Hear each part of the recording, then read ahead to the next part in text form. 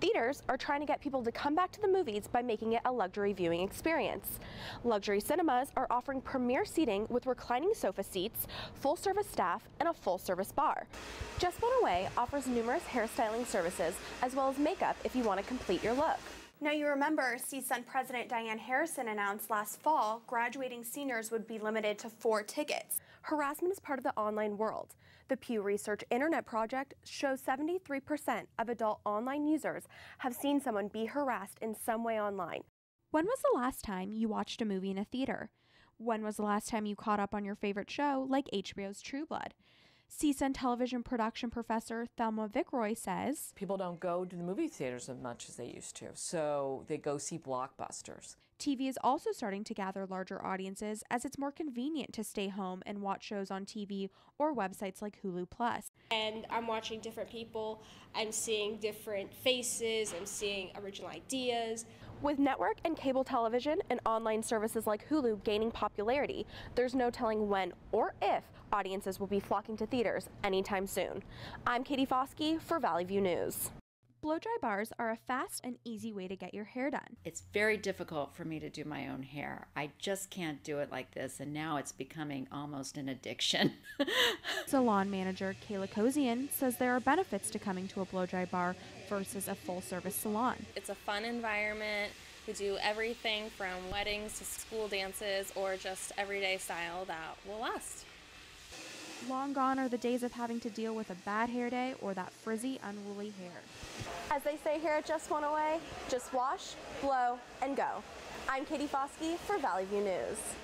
Online harassment happens to both men and women. Social media sites are the most common places for harassment.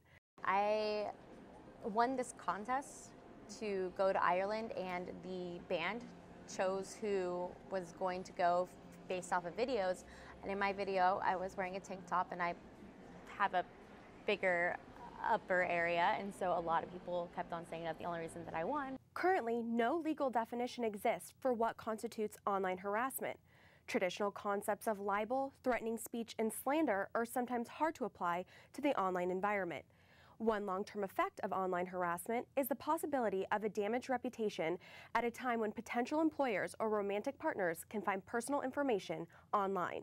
You can say a lot of things over the internet, but those things you might not be able to say when you're in front of someone. For all of us here on Point, I'm Katie Fauskee.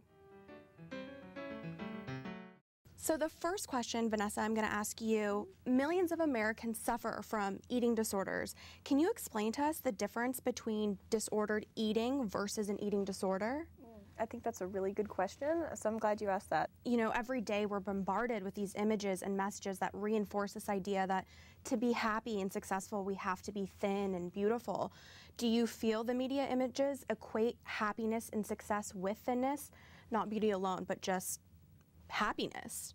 I think that's pretty apparent in the media. I mean, you look at kind of anything out there, whether it's a music video or it's a magazine or it's a billboard, and that's kind of what it's connected to. We know media alone isn't something that causes eating disorders. There's many other reasons behind it.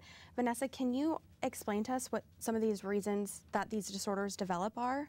The root of an eating disorder has really nothing to do with food and really nothing to do with body image. It has really everything to do with anxiety, with low self-esteem, which is connected to low self-worth, which is often connected to other things like trauma.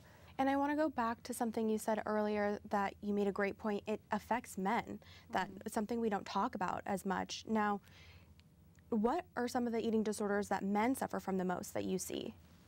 With men, I see a lot of orthorexia, and that kind of ties into the whole I need to look, bigger and stronger. Is there something we can do as a society or even just as an individual to help someone who is suffering from an eating disorder? Vanessa, we'll start with you.